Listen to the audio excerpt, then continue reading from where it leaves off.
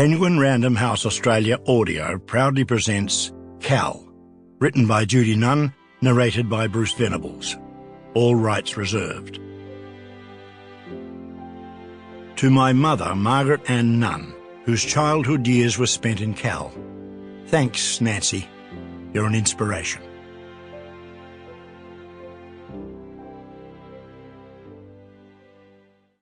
Book 1. The Migrants, 1892. Chapter 1. Video e mare quante bello, spira tanto sentimento, come tua cietamente, cascatato fai suonar. A light snowfall started to blanket the earth as the men's voices rang out across the mountainside. The men ignored the snow as they squatted around the open fire, clutching their mugs of red wine, their coat collars raised, their woolen caps pulled down over their ears. Guarda qua cistu giardino, sientesi sicuraranse. Giovanni's voice was raised above the others. Although the youngest worker at the camp, he was the only one who could play the concertina, and he always led the evening song. Besides, he had by far the finest voice. At least that's what Rico thought as he glanced fondly at his younger brother as they sang the haunting Torna al Sorrento. Several of the dozen or so men sang well, and all were of robust voice.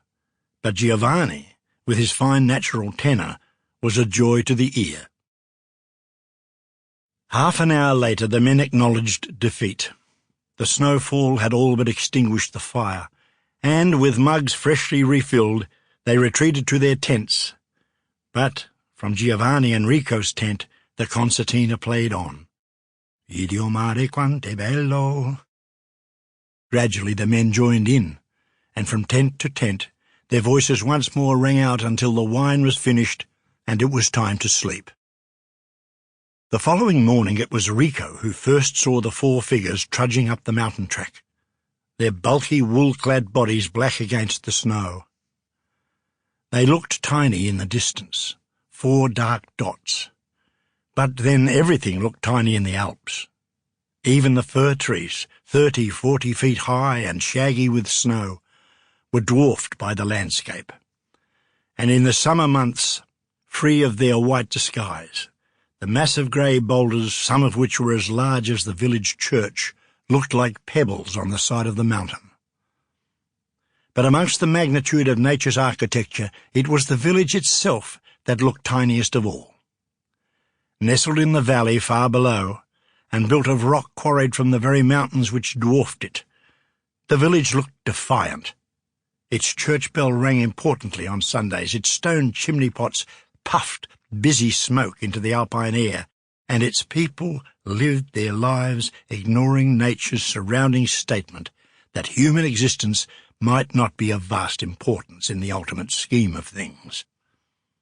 Against the backdrop of the mountain splendour, the village and its people were a testament to the wonderful audacity of man.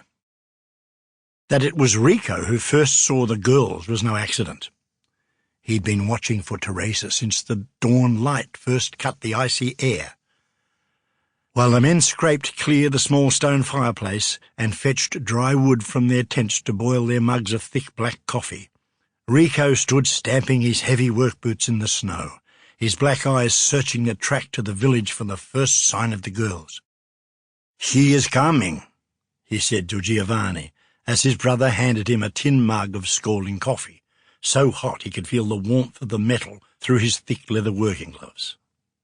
"See, there," he pointed. "She is coming." It wasn't long before the other men noticed the girls and gathered to whistle and heckle as they passed by. There are always girls climbing the mountain at this time of the year, peasant girls from nearby villages and farms, crossing the Alps to work in the chalets during the heavy tourist season when extra chambermaids and serving girls were required. The workers always whistled and heckled, but nothing more. They themselves. Sample complete. Ready to continue?